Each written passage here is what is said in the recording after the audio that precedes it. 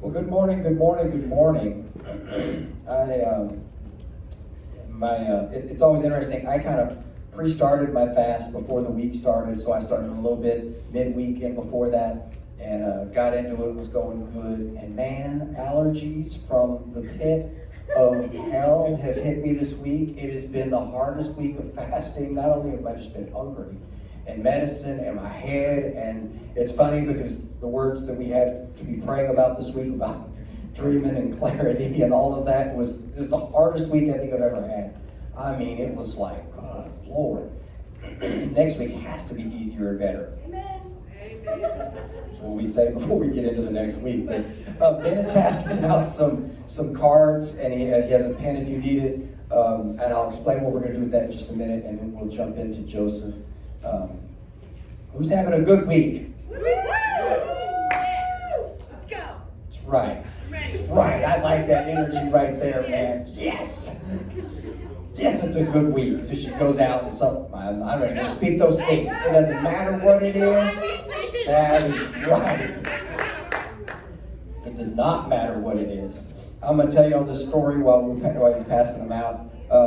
At work this week, I had a day that my handheld just, I don't know, man. It lost its brain or something. It would not work. It wouldn't print nothing.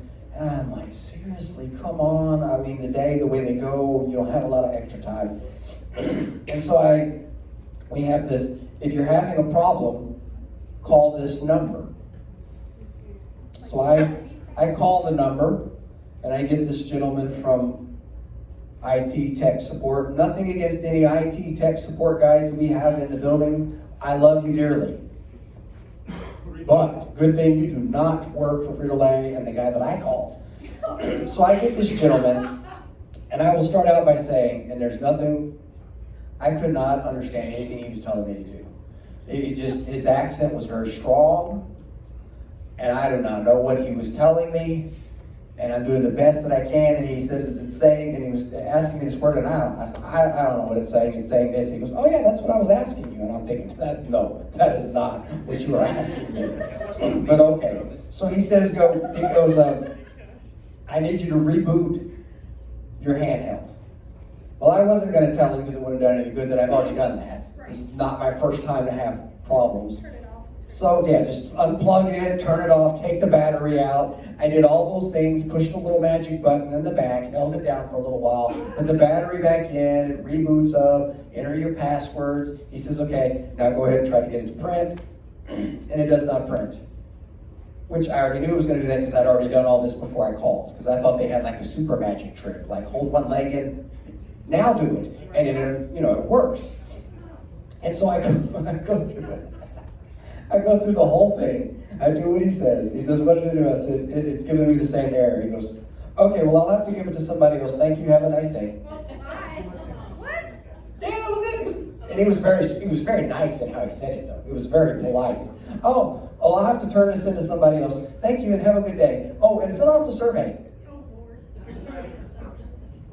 And I thought, I waited on the phone for like 20 minutes with this guy for him to tell me to do what I'd already done, get the results I'd already done. And he was just like, thank you.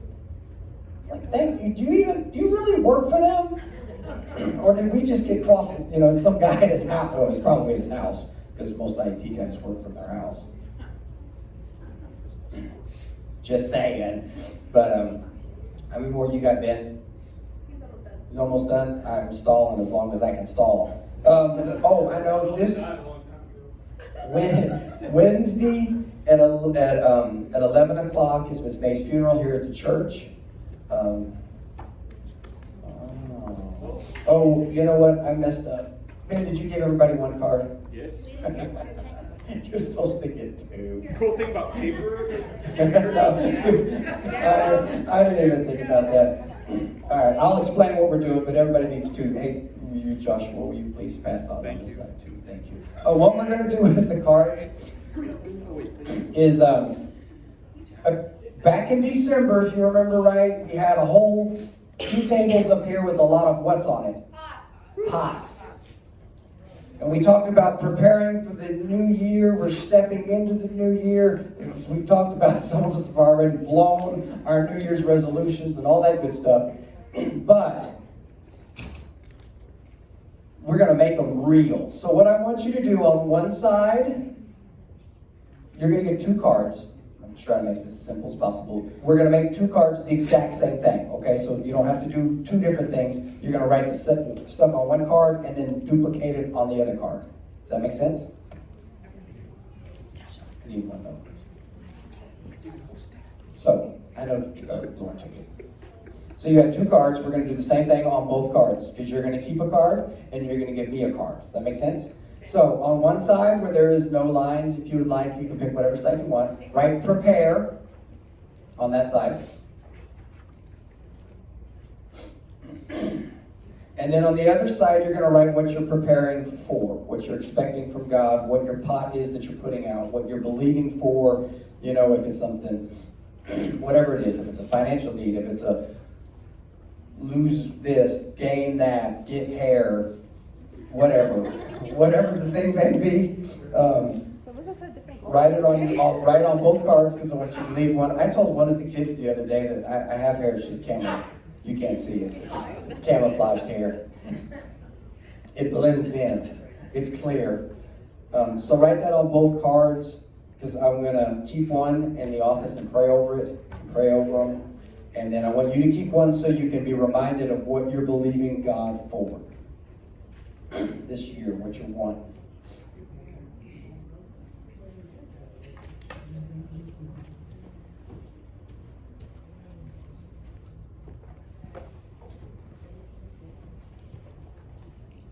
Some of y'all probably got like one thing, half a thing, and then some of y'all probably got like, I need a couple more cards because I got a long list. I'll tell you one like one thing. Or you can write one. You don't have to write everything on it, but the one you really want, the most important one.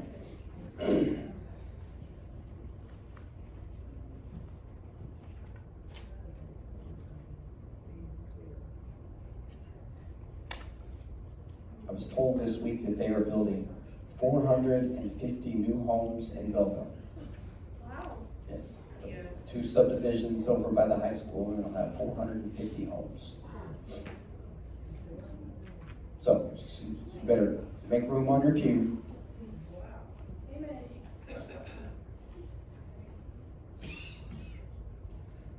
So the last couple of weeks, as you guys are still writing, we've been talking about Joseph. We talked about passing tests. And so we went through a good portion of the story. And we talked about how Joseph, the Dakota Many Colors wasn't just a flashy jacket that he got at Walmart, that it really meant birthright.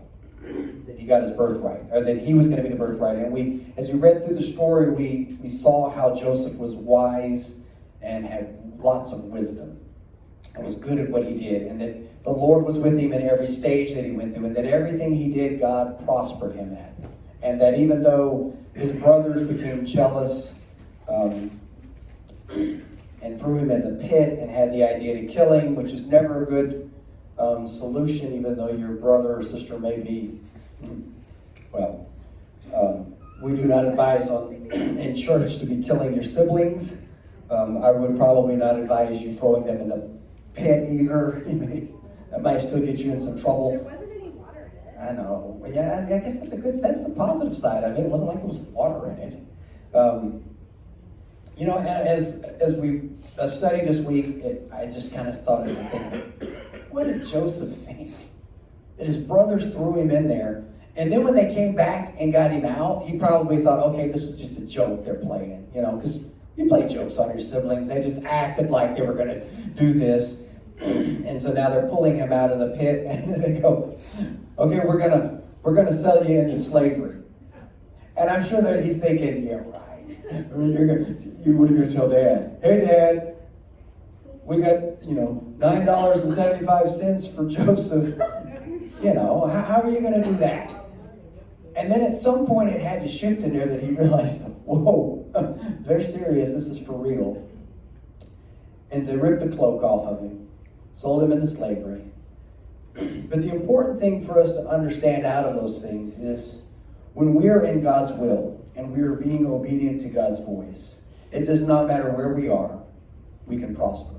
Because prospering, first of all, is not just a financial thing. It's not just about money rolling out of your pockets. That's not prosperity. But that we can be blessed and have the hand of God on us no matter where we are, no matter what anybody does to us. And if we would get that mindset, no matter what happens, if I am doing what God has called me to do, it's all working out. So even the things that the enemy tries to bring against us, if I am in the will of God, it's going to work out. And so as we saw, then we learned that Potiphar was really pleased with everything that Joseph did, and that Joseph was just good at what he did. And then we realized that Potiphar's wife also felt the same way about Joseph, that he was good looking, and she didn't beat around the bush and send no subtle messages. She just came out straightforward, bam, let's sleep together. And repeatedly, over and over, every day. You ever had to, don't answer that, but that person at work that every day you come to work and they're like, but that was the case. And so he abstained as much as he could to the day it just didn't work and left his cloak. She hollered. And then we talked about that he got thrown in prison instead of put to death, which is what should have happened. But first of all, the hand of God was on him because he didn't do anything wrong. And we talked about how Potiphar probably just didn't believe the story. That Joseph's character, which is a good point, because God is very, he wants to make sure we have the character to carry us where he wants us. You see, he had to have the right character so when he got into that situation, he wouldn't have given in. And sometimes we want to be somewhere that our character can't carry us because we're still a little shady when the lights aren't on, people ain't looking, and nobody's going to know if I did it. And so we see in Joseph that that's not who Joseph was. You know, everybody can behave when everybody's watching, but how do we act when nobody's watching? Because somebody is always watching. And so Joseph passed these string of tests, I guess you could say, and he continues to get moved up. And I love about this story is not only this story, but we've seen it with when we study Daniel and Shadrach, Meshach, and Abednego, that we are so good at finding excuses for why we can't do things.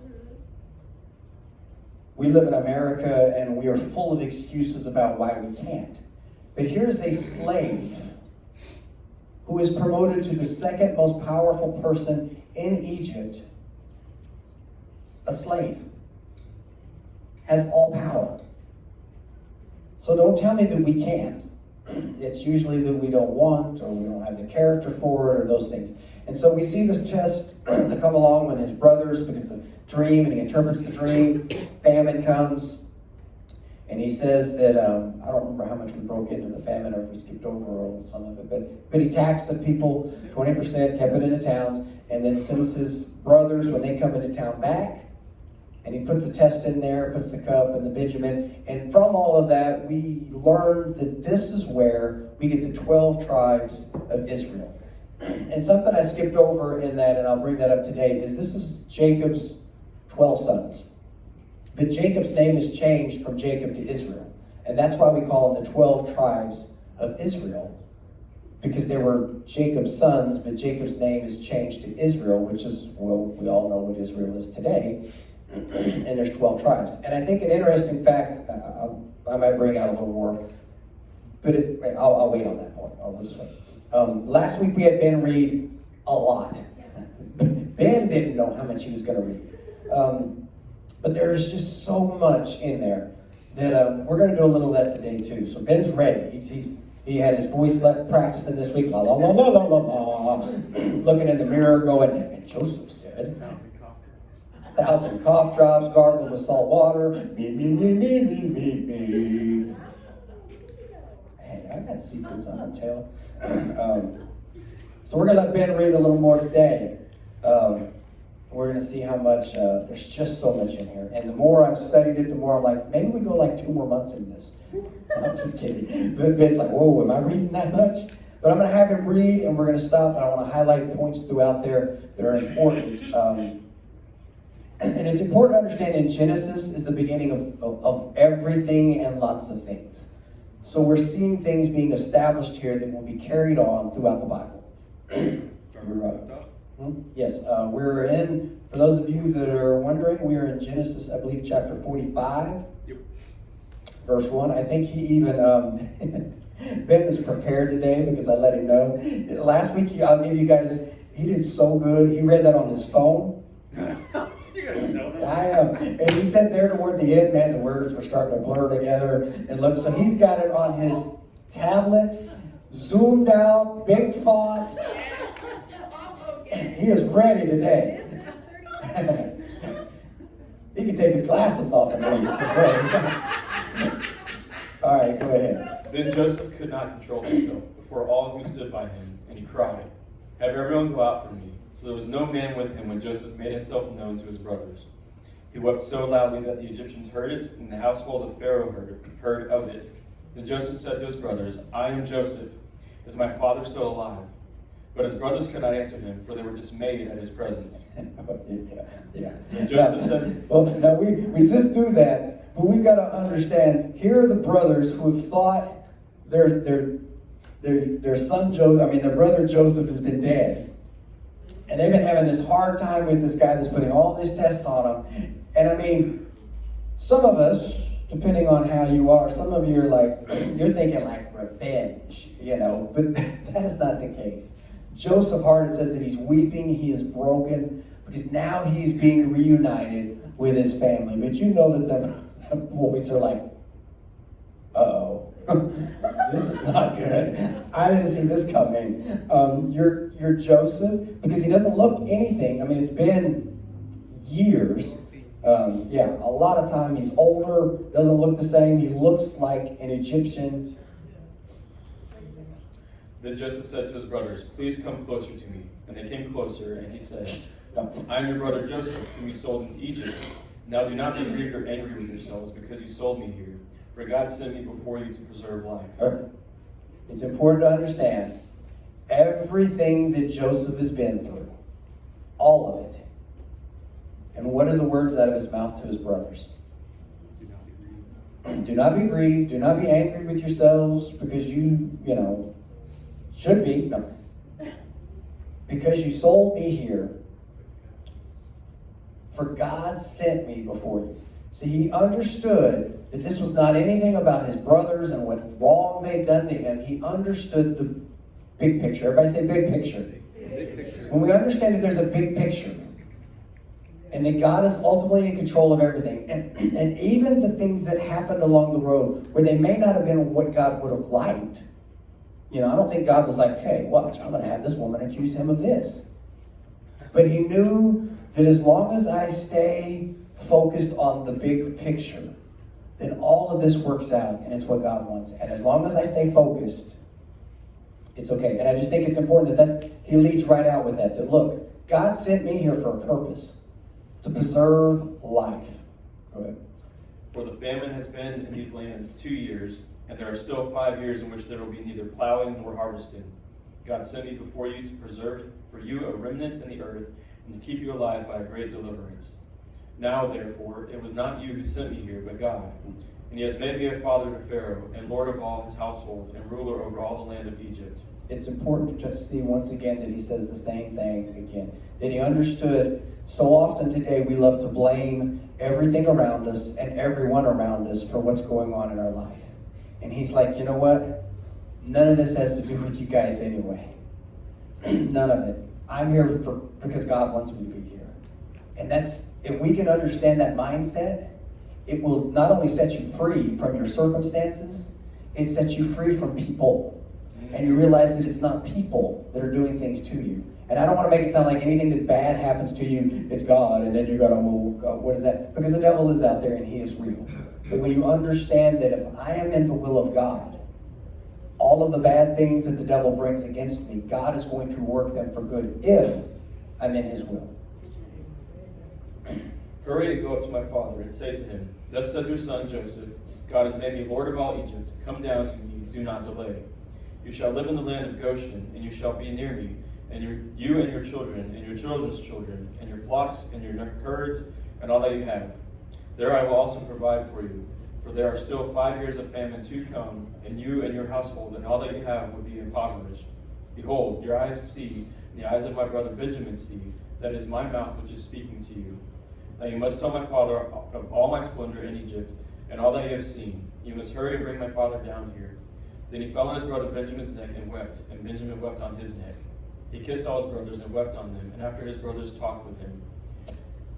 It's important to see that he, and we'll explain a little more, but he tells them to go and bring the family here into a certain area of Egypt. And when you look at Egypt, for me, the map's like upside down in my mind because of the way it goes. The Nile River runs the opposite of what we would think when you look at the map. It goes like up on the map, but it's not up there. Yeah. But right there at where the Nile spreads, there's a lot of good soil. And so he's telling, because the Egyptians they do not like shepherds at all. It's very lowly. And so he says, that's where we're going to put you. I want you to bring all the cattle. That's where we're going. And it's important to understand that, because had they failed the test earlier with the brothers, he would not have brought them into the blessing. And that's important for us to understand in our lives, that the test not only was for them to be able to be the 12 tribes of Israel, but had they failed the test with their brother and been like, no, I don't know, he did it. Let him do it. Kill him. Keep him in slavery. They would have gone back and stayed there and had to continue to do this. But he wanted to bless them. So I want to ask you, how many times in your life has God presented you with a test because he wants a better blessing on the other side of the test, but you don't want to pass the test? You like where you're at. See, if you'll pass the test, there's a blessing on the other side of it, but he can't give it to you till you pass that test. And the brothers didn't know it. It was like, said, okay, if you pass this test, you're going to get good stuff. If not, you go back and starve. Oh, okay. I think we passed the test. No, because it revealed their heart. And it revealed that they changed. And it revealed that they were worthy to be the 12 tribes of Israel. Now when the news was heard in Pharaoh's house that Joseph's brothers had come, it pleased Pharaoh and his servants. Then Pharaoh said to Joseph, say to your brothers, do this. Load your beasts and go to the land of Canaan. And take your father and your households and come to me, and I'll give you the best of the land of Egypt, and you'll eat the fat of the land. Now you are ordered, do this, take wagons from the land of Egypt for your little ones and for your wives, and bring your father and come. Do not concern yourselves with goods, for the best of all the land of Egypt is yours. And the sons of Israel did so, and Joseph gave them wagons according to the command of Pharaoh, and gave them provisions for the journey. To each of them he gave changes of garments, but to Benjamin he gave 300 pieces of silver and 5 changes of garments. To his father he sent as follows: 10 donkeys loaded with the best things of Egypt, and 10 female donkeys loaded with grain and bread and sustenance for his father on the journey. So he sent his brothers away, and as they departed, he said to them, do not quarrel on the journey. Then they went up from Egypt and came to the land of Canaan to their father Jacob. They told him, saying, Joseph is still alive, and indeed he is ruler over all the land of Egypt. But he was stunned, for he did not believe them. When they told him all the words of Joseph that he had spoken to them, and when he saw the wagons that Joseph had sent to carry him, the spirit of their father Jacob revived. Then Israel said, it is enough. My son Joseph is still alive. I will go and see him before I die. Now, what are the boys leaving with? Stuff. Obedience.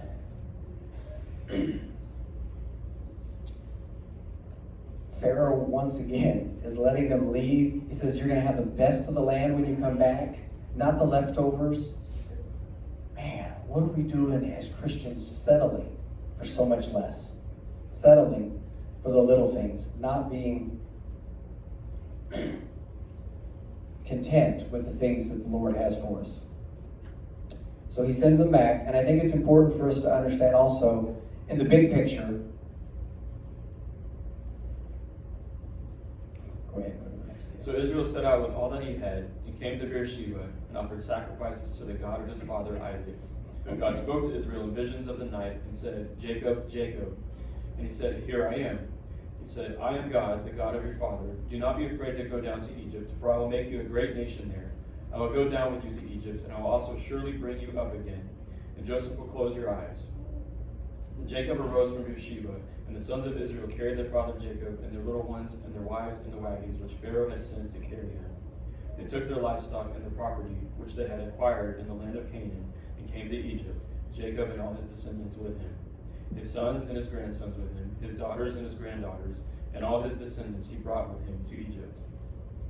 Now these are the names of the sons of Israel, Jacob, and his sons who went to Egypt. Reuben, Jacob's first. I'm going to let you stop because it goes through the lineage there. I'm not going to make you read all the names of who did. It's just, there's a reason that the lineages are listed in there. There's importance in it. We're going to skip through it because, it becomes the names. It's just giving you an information about who and how many. And it comes to be 70. 70 men leave and come into Egypt with, that's all of Jacob's, you can skip down to about verse 28. 26? All right, read 26. You like 26 there. All the persons belonging to Jacob who came to Egypt, his direct descendants, not including the wives of Jacob's sons, were 66 persons in all. And the sons of Joseph who were born to him in Egypt were 2. All the persons of the house of Jacob who came to Egypt were 70. Somebody just said that. Ooh. No, I'm just kidding. Go ahead. Now he sent Judah before him to Joseph to point out the way before him to Goshen, and they came into the land of Goshen. Joseph prepared his chariot and went up to Goshen to meet his father Israel. As soon as he appeared before him, he fell on his neck and wept on his neck a long time. Then Israel said to Joseph, Now let me die, since I have seen your face, that you are still alive. Joseph said to his brothers and to his father's household, I will go up and tell Pharaoh, and I will say to him, My brothers and my father's household, who were in the land of Canaan, have come to me. And the men are shepherds, for they have been keepers of livestock, and they have brought their flocks and their herds, and all that they have. When Pharaoh calls you and says, What is your occupation? You shall say, Your servants have been made keepers of livestock from our youth, even until now, both we and our fathers, that you may live in the land of Goshen, for every shepherd is loathsome to the Egyptians. Okay. Now, as we move in, it's important for him to understand he's telling his family what to tell Pharaoh. And it's way more important when we understand the way God operates. First of all, this is the good place to be for shepherds. Egyptians don't like shepherds. And we're thinking, okay, so what's the importance of that? One of God's purposes for having the children of Israel is to be set apart, to show what he wants us to look like, or wants the world to look like, what it's like to be Christians, to be in the world but not of it. And the important thing is in the land that they're going to be in, because they're shepherds, and it was very important for him to say, you were shepherds, because they're like, ooh, okay, y'all go down there then. And the place that they continually repeat that you will be in is a place that's so far out of Egypt that they're not part of the Egyptian culture. They would not be worshiping the false gods of Egypt, because the priests of Egypt would not be in that location, because they don't go down to that area. So the plan all along, Joseph, knowing how God is and his forefathers are, he says, look, it's very important for us to do what God wants us to do. And so it's going to be the safest for us to be in a place in the land that is currently flowing with milk and honey, but to not be of the culture. Be in it, but not because if they would have been up in the Egyptian place, they would have had to participate in the false god worshiping. And so it's really neat to see Joseph forethinking and going, no, I don't want that to happen. So tell them this, so you'll be in this place, so you won't have to participate in it, so we can still serve our God. Then Joseph went in and told Pharaoh and said, My father and my brothers and their flocks and their herds and all that they have come out of the land of Canaan. And behold, they are in the land of Goshen. He took 5 men from among his brothers and presented them to Pharaoh. Then Pharaoh said to his brothers, What is your occupation? So they said to Pharaoh, Your servants are shepherds, both we and our fathers. They said to Pharaoh, We have come to sojourn in the land, for there is no pasture for your servants' flocks, for the famine is severe in the land of Canaan. Now therefore, please let your servants live in the land of Goshen.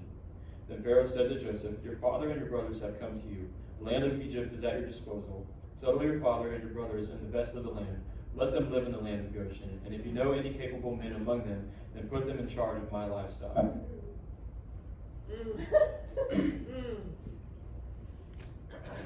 You're coming into a foreign land. The president, whatever the Pharaoh, the top guy, we call him what we want, the boss, says, come in and take the best of the land. Now, part of that, they're reaping benefits because of Joseph. Because of Joseph's diligence and the way he was, the blessings are flowing on to his family. The family didn't like it when Joseph had the dream that said these things. But now that they're reaping the blessings of it, it's kind of like, hey, you know what? We always knew you were good at what you did. You know, put that coat back on. Have a double portion. Because his calling all along and having the birthright was to take care of his family. And even though it sent him a long way away from his family, he's been planning all along to take care of his family. And then Pharaoh says, hey, if there's anybody else like you in your family, let them watch my stuff. And Pharaoh ain't no dumb guy. He's like, man, I already know what you've done for me. Are the rest of your family like this? And you know, Joseph's going, well, you know, you might not want to, you know, they're not quite as, you know, but it's just interesting that sometimes the world recognizes things that we don't even recognize. And they're like, hey man, if the rest of the family could do what you did, Then Joseph brought his father Jacob and presented him to Pharaoh, and Jacob blessed Pharaoh. Pharaoh said to Jacob, how many years have you lived? So Jacob said to Pharaoh, the years of my sojourning are 130. Few and unpleasant have been the years of my life, nor have they attained the years that my fathers lived during the days of their sojourning. And Jacob blessed Pharaoh and went out from his presence. So Joseph settled his father and his brothers and gave them a possession in the land of Egypt and the best of the land, in the land of Ramesses, as Pharaoh had ordered. Now, I just want to clarify there that it states Ramesses. Ramesses actually does not come into power until much later on in Egypt. And so that confuses people because they're like, well, where does this fall in it? If you were telling somebody about where the pilgrims came in to land, where did they land at? Plymouth Rock. You'd say, but it's America. You'd refer to it as America now because that's what it becomes. And so all this is Moses is writing this, and he's referring to the location is later on called Ramesses. So it's only a wording. It's not saying that they were calling it then, and Ramesses wasn't there. So he's referring to it as a place now that is called when Moses is writing it. Joseph provided his father and his brothers and all his father's household with food according to their little ones. Now there was no food in all the land because the famine was very severe, so that the land of Egypt and the land of Canaan languished because of the famine. Joseph gathered all the money that was found in the land of Egypt and in the land of Canaan for the grain which they bought, and Joseph brought the money into Pharaoh's house. When the money was all spent in the land of Egypt and in the land of Canaan, all the Egyptians came to Joseph and said, give us food, for why should we die in your presence? For our money is gone. Then Joseph said, give up your livestock, and I will give you food for your livestock, since your money is gone. Okay. Without being, I'm going to tiptoe through this subject. There was a 20% tax of food and grain in the beginning of the story to store up, right? So that means the people were living on how much? 80%, right? So now, when you look at it mathematically, they're having to live on less than what they're used to. They have to live within their means. And so it's adjustment because they're used to living on 80%, but they're only getting 20% back. So they're maybe living a little. And it's interesting because if you write in your Bible, I want you to highlight, give us food. They've already spent all their money because Joseph made them buy the food, right? And some of us would be like, well, that's mean. And we discussed that what happens when you put money in something? Yeah, your kids don't care nothing about anything in your house till they start paying for it, right? And then all of a sudden when it's theirs, they're like, hey, be easy with that. That's why your dad out there is like, hey, don't ride the bike by the car. Yep. Shut the door, turn the air down, turn the lights off. This is your money. And so he was trying to get them the idea to only take what they needed and not take more. Take what they needed because they're paying for it. And all of a sudden they've been just like, go to the grocery store, get Twinkies, and they've spent all their money. And they're like, look, give us food. For why should we die in your presence? But what did they start that with saying? Our money's gone. Give us food. Give us food. Give us food. That's a mindset that lives in the world today. Give, give, give. For our money is gone. And Joseph says, I'm not giving you nothing. What does Joseph tell him? So, go ahead. So they brought their livestock to Joseph, and Joseph gave them food in exchange for the horses and the flocks and the herds and the donkeys, and he fed them with food in exchange for all their livestock that year. When that year was ended, they came to him the next year and said to him, we will not hide from my lord that our money is all spent, and the cattle are my lord's. There is nothing left for my lord except our bodies and our lands. Why should we die before your eyes, both we and our land? Buy us and our land for food, and we and our land will be slaves to Pharaoh. So give us seed that we may live and not die, and that the land may not be desolate. Now, the first time they came, he says, no, you're going to have to buy the food. And the second time they come and say, give me, he says, no, give me your livestock. The third time they come, what do they say? They finally learn, and they didn't say give. They realized that Joseph is not just a giver. He's just not going to just give it out. That it's going to cost us something. And so what they say is, look, we're out of it again. And at this point, you would think in the grand scheme, you're like, man, Joseph's being kind of mean. I mean, they're hungry. But he's teaching a principle. So Joseph bought all the land of Egypt for Pharaoh, for every Egyptian sold his fields, because the famine was severe upon them. By this the land became Pharaoh's. As for the people, he removed them from the cities, from one end of Egypt's border to the other. Only the land of the priests he did not buy, for the priests had an allotment from Pharaoh, and they lived off the allotment which Pharaoh gave them. Therefore, they did not sell their land. Then Joseph said to the people, behold, I have today bought you and your land for Pharaoh. Now here is the seed for you, and you may sow the land. At the harvest you shall give a fifth to Pharaoh, and 4/5 shall be your own for seed of the field, and for your food, and for those of your household, and as for food for your little ones. So they said, you have saved our lives. Let us find favor in the sight of my Lord, and we will be Pharaoh's slaves. Okay.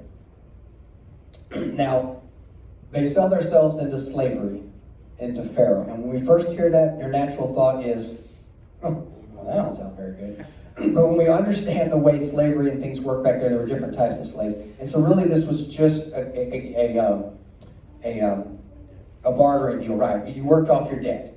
And we've seen that over lots of times. A lot of times people would come over, even into America, and they'd have to pay off what it cost to get here because somebody would put the money up front. And so that's what this is Pharaoh, Joseph is saying, look, I own everything now. And so what I'm going to do is allow you to have it back, and you're going to work for me. But what I want you to do is pay 20% tax. Now, that's the same tax they'd already been paying. So they're really not out anything different. And a lot of times, as we've seen in our own country, different pharaohs would tax different things depending upon what they wanted to do. When they wanted to build a new thing, hey, we're going to tax more. And so what Joseph's going to do here is he's going to say, I'm going to make a decree that the 20% tax is all it will ever be. And it's interesting that when he offers the deal, what do the people say? They're like, oh, yeah. Because they've learned that Joseph has their best interest in mind. And so no matter what it looks like, and they didn't like it, and this seems horrible, they understand that Joseph's not doing something that's going to harm them. And so they're like, okay, hey, we'll do this. Now Israel lived in the land of Egypt in Goshen, and they acquired property in it, and were fruitful and became very numerous. Jacob lived in the land of Egypt 17 years, so the length of Jacob's life was 147 years. When the time for Israel to die drew near, he called his son Joseph and said to him, please, if I have found favor in your sight, place now your hand under my thigh and deal with me in kindness and faithfulness. Please do not bury me in Egypt, but when I lie down with my fathers, you shall carry me out of Egypt and bury me in their burial place. And he said, I will do as you have said. He said, swear to me. So he swore to him. Then Israel bowed in worship at the head of the bed.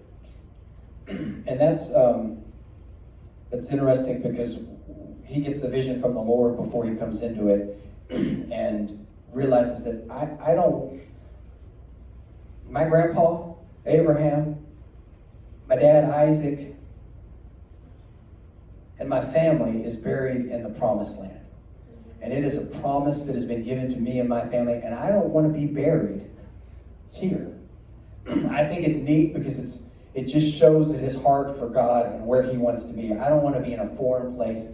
I want to be with my family and where God has promised me. And so he makes Joseph swear to him that he will make sure his bones are carried. Okay, you can go ahead.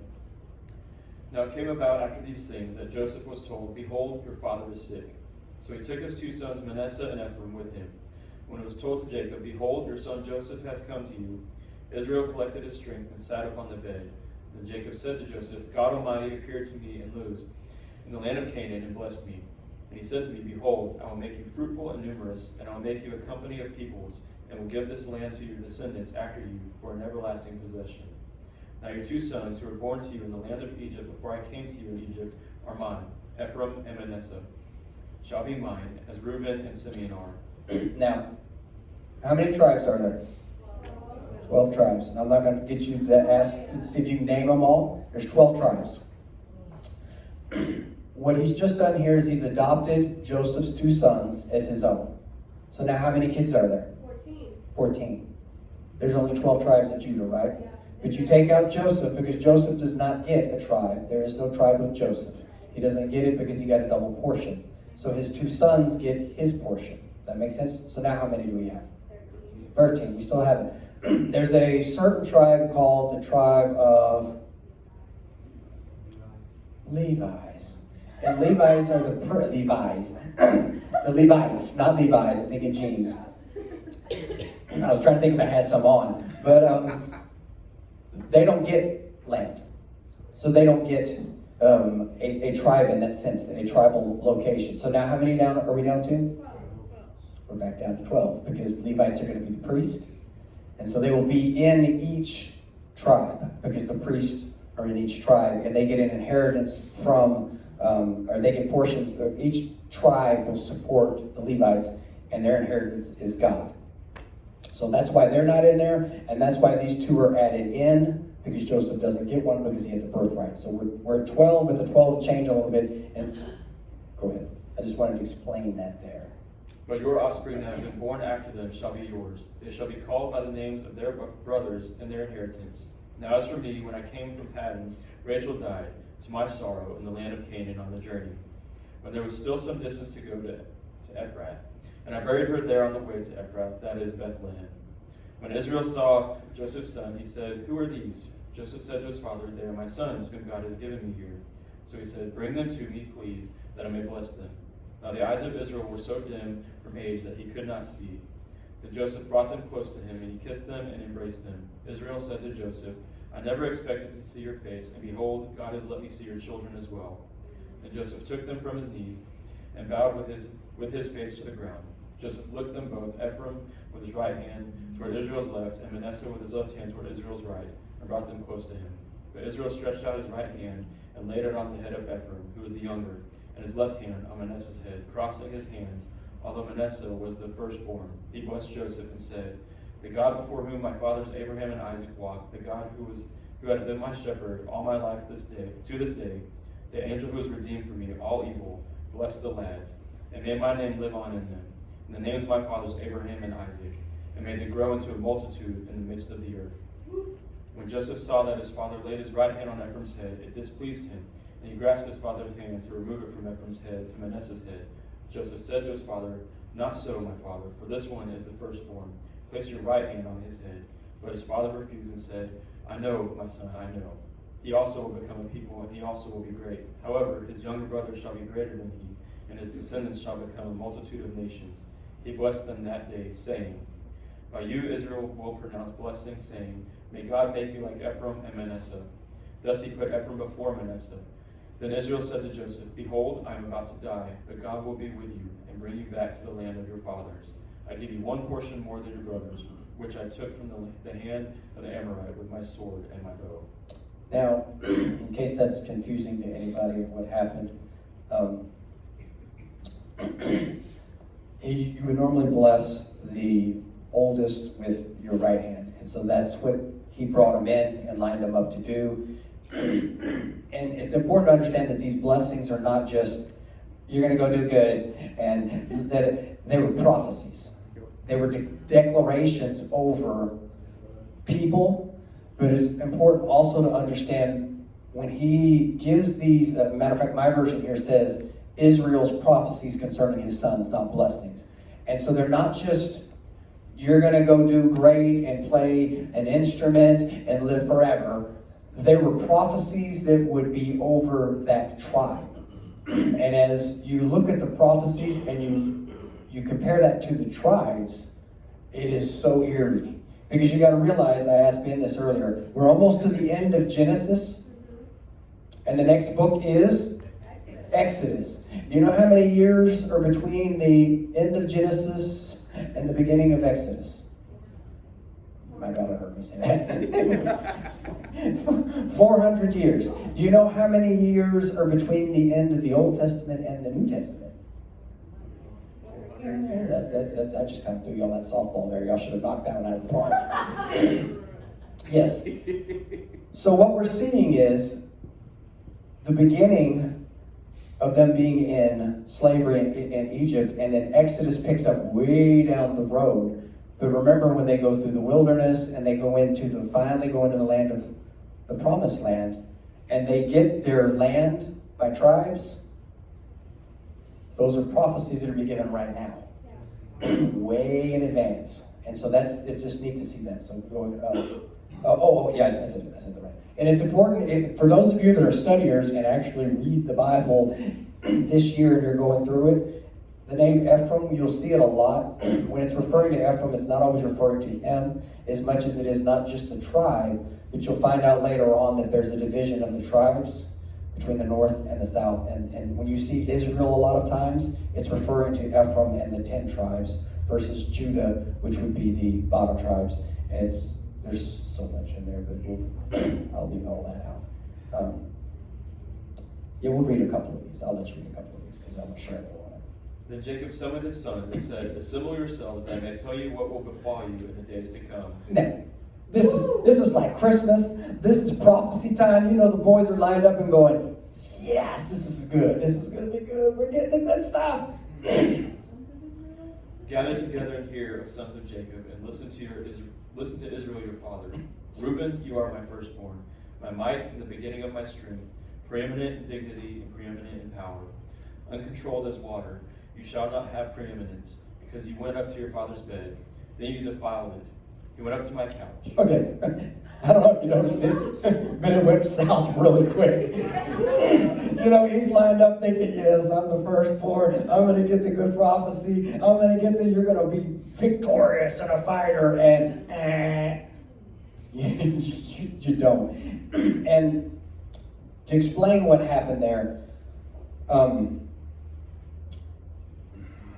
Reuben slept with one of his father's concubines, and part of that reason was he was trying to express dominance, basically saying that I'm going to be the next power in the family. I know that sounds weird for us, but in that culture it made a whole lot more sense. But because of that, as we discussed when we started Joseph, it eliminated a whole lot of things because God's not too cool with that. Okay, go ahead. Simeon and Levi are brothers. Their swords are implements of violence. Let my soul not enter into their council, let not my glory be united with their assembly. Because in their anger they slew men, and in their self-will they lamed oxen. Cursed be their anger, for it is fierce, and their wrath, for it is cruel. I will disperse them in Jacob, and scatter them in Israel. Okay. Now, I don't know about y'all, but we're three in here. Do you want to be the fourth guy to get a prophecy? They're not rolling real good here. You know, if you're the next one going, hey, how about you just skip over? I'll be last. Because it is not going good. And what happened with these two brothers is they went in and killed all the men of a camp, and then cut all of basically the ligaments of the legs of the animals because they were farmers, so they couldn't use the animals anymore. That's just cold-hearted is what that is. Now, it says that you will, where was it? You will, I know you read it. They'll be distributed in the people. I can't remember where you said it at, and we know that because we know that that already happens to Levi. He doesn't have territory, and when you look at what Simeon gets, he gets the cities. He doesn't get land; he gets the cities. So it's neat how these things play out. And I will give you a spoiler alert for Levi, because some of you are thinking, "Well, is Levi the priest?" And that wasn't good. If you recall, when you read the story of Moses and they go to the mountain and he goes up and he comes down with the 10 Commandments, and what are they doing? And I'll give you a clue. Do you know what tribe Moses was from? He was from Levi. And so they're all down there doing all kinds of bad things, worshiping the golden calf, and he makes a declaration to the Levites. He says, those of you that are with me, come stand with me, and we're going to kill the others. And so in that moment, they get shifted from this to being the Levite priest. Just to clarify that. So, all right, you go ahead. Judah, your brothers shall praise you. Your hand shall be on the neck of your enemies. Your father's sons shall bow down to you. Judah is a lion's whelp. From the prey, my son, you have gone up. He couches, he lies down as a lion, and as a lion, who dares rouse him up? The scepter shall not depart from Judah, nor the ruler's staff from between his feet, until Shiloh comes. Okay, that is also a prophecy of Jesus. That's the Messiah there. He's saying you will carry this until Jesus comes. And to him shall be the obedience of the peoples. He ties his foal to the vine, and his donkey's colt to the choice vine. He washes his garments in wine, and his robes in the blood of grapes. His eyes are dull from wine, and his teeth white from milk. Okay. And as we talked about a little bit last week, so the thing there, we all know that Judah volunteered to take his brother's place, which is symbolic of what Christ would do, which allowed him to be the lineage that Jesus would come through. And so there's some friction that we'll see from this point, and it's really important because when you study the Bible to understand these things right here, clarify a whole lot that goes on in the Bible with the children of Israel. Because Ephraim is the lineage of Joseph and the birthright, right? And his prophecy comes later. And so there's friction between them and Judah, because Judah's told you're going to rule over everybody else, but typically the birthright and family of Ephraim would. And so we'll see later on when you study that this comes to pass. There's friction between them. And the other thing when it comes to it, who is the first king of Israel? Saul. And Saul comes from the lineage of Benjamin. But this prophecy says that the kings would come from who? Judah. Now, I know you're thinking, Everybody go, A little better than that. David. Do we know what lineage David comes from? He is from Judah. So why is there a whoops in the beginning there? I will give you the information. We skipped a chapter when we first started reading. Chapter 37. Oh, 37? 38. I think it's maybe 38. We left that whole one out. And y'all probably didn't even read it. And the reason why is because Judah, the godly, is it 37? 38, I thought it was 38. He sleeps with his daughter-in-law, but he does not know it is his daughter-in-law. He thinks it is a prostitute. Yeah, like that makes it better. Either way is bad. Let me just clarify that. Either version is bad. And she has 2 children. She has twins. And from the lineage of one of the twins, well, let me say this. The Bible talks about, what is somebody, I'll see who will say this, what is somebody that is born without a father? What do we give that title? Yes. Yes. We don't use it too much nowadays because, well, we just don't. But yes, it's, say it again, Dan. Bastard. It's called a bastard. And the Bible speaks clearly about that they're not allowed to lead for 10 generations. So the first child that was born, the two twins, 10 generations later, and that's why genealogy is so important in the Bible. Let me let you guys guess who the 10th generation is that would be able to lead from that moment. David. 10 generations later is David. Israel wants a king. David is too young. So they had to pick, and the people picked Saul, because none of us have ever wanted something out of God's timing, have we? None of us have ever been patient to wait just a tad bit longer for David to be old enough to take the throne and do the things the way it should be. Which is a whole other story we'll talk about when we talk about David, that he has to endure all of this bad when he should be king. But when you understand this, you understand why Jonathan did not have a problem not taking the throne. Because he knew it wasn't his. He knew it went to the tribe of Judah. He knew it was David's.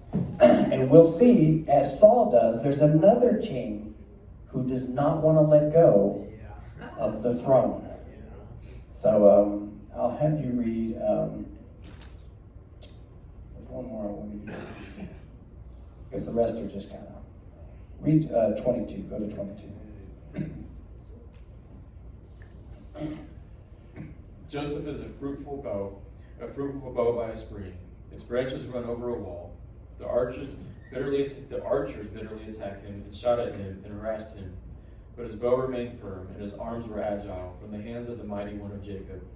From there is the shepherd, the stone of Israel, from the God of your father who helps you, and by the Almighty who blesses you, with blessings of heaven above, blessings of the deep that lies beneath, blessings of the breast and of the womb. The blessings of your father have surpassed the blessings of my ancestors, up to the utmost bound of the everlasting hills. May they be on the head of Joseph and on the crown of the head of the one distinguished among his brothers. Read 16. I skipped over Dan. I do want to point out something on Dan. Dan shall judge his people as one of the tribes of Israel. Dan shall be a serpent in the way, a horned snake in the path, that bites the horse's heels, so that his rider falls backward. For your salvation I wait, O Lord. Okay. Once again, that's not really one you want to get. You know, you're thinking, man, why? Because it is. But if you will, it's interesting, these prophecies, like I said, and it may be boring, I don't know, to some of you, but it's really neat because guess where a ton of idolatry comes from? Which tribe brought it into Israel? Dan. And so it says there that you will be a snake. And so when you study out and you look at throughout the Bible where a lot of idolatry comes in through, it comes in through the tribe of Dan and their location. They didn't even want their land. They went in because they didn't want to fight to keep it. And so they merged with some other people, and that's where you see a lot of idolatry, especially throughout more and more of the Old Testament. So I'll let you finish up the last part here. Benjamin is a ravenous wolf. In the morning he devours the prey, and in the evening he divides the spoil. All these are the 12 tribes of Israel, and this is what their father said to them when he blessed them. He blessed them, every one with the blessing appropriate to him. Then he charged them and said to them, I am about to be gathered to my people. Bury me with my fathers in the cave that is in the field of Ephron the Hittite, in the cave that is in the field of Machpelah, which is before Mamre, in the land of Canaan, which Abraham bought along with the field from Ephron the Hittite for a burial site. There they buried Abraham with his wife Sarah. There they buried Isaac with his wife Rebekah, and there he buried Leah. The field and the cave that is in it, purchased from the sons of Heth. When Jacob finished charging his sons, he drew his feet into the bed and breathed his last, and was gathered to his people. Let me read the next chapter just a little bit. I'll explain this. Does anybody remember from when we started how old Joseph was when he was sold into slavery? Does anybody know how many years Jacob was with Joseph in Egypt? 17. 17.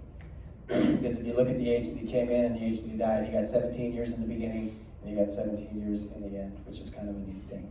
And I'll let you read just a little bit into the next chapter and then we'll close. Then Joseph fell on his father's face and wept over him and kissed him. Joseph commanded his servants, the physicians, to embalm his father. So the physicians embalmed Israel. Now 40 days were required for it, for such is the period required for embalming. And the Egyptians wept for him 70 days. When the days of mourning for him were past, Joseph spoke to the household of Pharaoh, saying, If now I have found favor in your sight, please speak to Pharaoh, saying, My father made me swear, saying, Behold, I am about to die, and my grave which I dug for myself in the land of Canaan, there you shall bury me. Now therefore, please let me go up and bury my father, then I will return. Pharaoh said, Go up and bury your father, as he made you swear. So Joseph went up to bury his father, and with him went up all the servants of Pharaoh, the elders of his household, and all the elders of the land of Egypt, and all the household of Joseph, and his brothers, and his father's household. They left only their little ones, and their flocks, and their herds in the land of Goshen. So everybody went. Man, if we could just live the type of life that the pharaohs in our life would have that much honor for somebody in our family. Skip down to about what verse are you on? 9. Go to 15. When Joseph's brothers saw that their father was dead, they said, What if Joseph bears a grudge against us and pays us back in full for all the wrong which we did to him? So they sent a message to Joseph, saying, Your father charged before he died, saying, Thus you shall say to Joseph, Please forgive, I beg you, the transgressions of your brothers and their sin, for they did you wrong. And now please forgive the transgressions of the servants of the God of your father. And Joseph wept when they spoke to him. Then his brothers also came and fell down before him and said, Behold, we are your servants. But Joseph said to them, Do not be afraid, for I am in God's place. As for you, you meant evil against me, but God meant it for good, in order to bring about this present result, to preserve many people alive. So therefore, do not be afraid. Can you read that part one more time? Read that 20, verse 20. As for you, you meant evil against me, but God meant it for good, in order to bring about this present result, to preserve many people alive. If you haven't learned anything so far in Joseph, highlight that part. What is meant for evil in God's hands is not going to be evil. Go to 22. So therefore, do not be afraid. I will provide for you and your little ones. So he comforted them and spoke kindly to them. Now Joseph stayed in Egypt, he and his father's household, and Joseph lived 110 years. Joseph saw the third generation of Ephraim's sons, also the sons of Machir, the sons of Manasseh, were born on Joseph's knees. Joseph said to his brothers, I am about to die, but God will surely take care of you and bring you up from this land to the land which he promised an oath to Abraham, to Isaac, and to Jacob. Then Joseph made the sons of Israel swear, saying, God will surely take care of you, and you shall carry my bones up from here. So Joseph died at the age of 110 years, and he was embalmed and placed in a coffin in Egypt. And Joseph also gets taken out. Not taken out, sounds like taken out, but carried out. And so now we see the end of Joseph's life. And as we know, the children of Israel stay, and they multiply, and they multiply, and they multiply, and they become a mighty nation. Most people estimate about 2 million people at the time of Moses' Exodus. So, and you'll see when you read the next couple of chapters in there, that it's interesting how it shifts, because Pharaoh honored everything that Joseph did and remembered how great it was. But once the pharaohs start to pass, and the next one comes in that doesn't know Joseph and what Joseph did, their attitude and heart toward the children of Israel changes. And that's where we see them become slaves. That's where we see them do what would be a modern day, he says, to kill the babies, because they're multiplying too fast. And so if there's one thing we can learn in the last 2 weeks is tests are important. Tests reveal who we are. Pass your test. You're going to keep taking that test till you pass it. But to understand the big picture, that everything in life is a season, and if we will do the right things in the bad seasons, they lead to good seasons. So often we do the wrong things in the wrong seasons, and we keep staying in the same season, and we don't understand why we can't get out of it. But as we see that Joseph never changed who he was or what he did, no matter what came at him, and it elevated him. So with that, just evaluate your life where you're at, as we've talked about dreaming in the beginning of this year and plans and things that God has for us. Realize that tests are going to come. We're going to hear no's. We're going to have opposition. But if you have heard it from the Lord, it will come to pass. Prophecies are here for reasons. As we see these words that were spoken, they did not happen. It is important for us to hold on to the words we get from the Lord. So what I'd like you to do is take your 2 cards and take one home. Hopefully you wrote your name on it. At least leave your name on the one you're leaving. And then you can leave it on the seat if you want, or we'll collect them up so we can have them. If you're visiting today, you don't have to necessarily do that if you don't want to leave a card and all that good information. But we're just believing that God's going to do some great things in our life. One more week on Joseph. I got one more thing I want to pull out of and saving it for the last. We'll talk about that. Ben's not going to read next week, so he's off the hook. We'll go back. Lauren's the only one that's sad. We'll go back to a little more normal style of teaching. But I appreciate y'all's patience with the story of Joseph. I hope you've learned some things. I hope it's been eye-opening. I hope you've learned some things you can apply. Pass the test. If you bow your heads and close your eyes. Heavenly Father, Lord, we thank you this morning. We thank you that you are so good. You're so faithful, that you walk with us through the valleys, even though it seems like death sometimes, that you are there with us, that you have a plan for us, and your plans are good. And so even though we may be in a season that doesn't appear to be good, that if we will be faithful in all seasons, that you have good for us. So we thank you this morning. We pray for those that are home and sick, that you would heal their bodies, that you would bring them back next Sunday to worship with us as your body. We thank you this morning. In Jesus' mighty name, amen.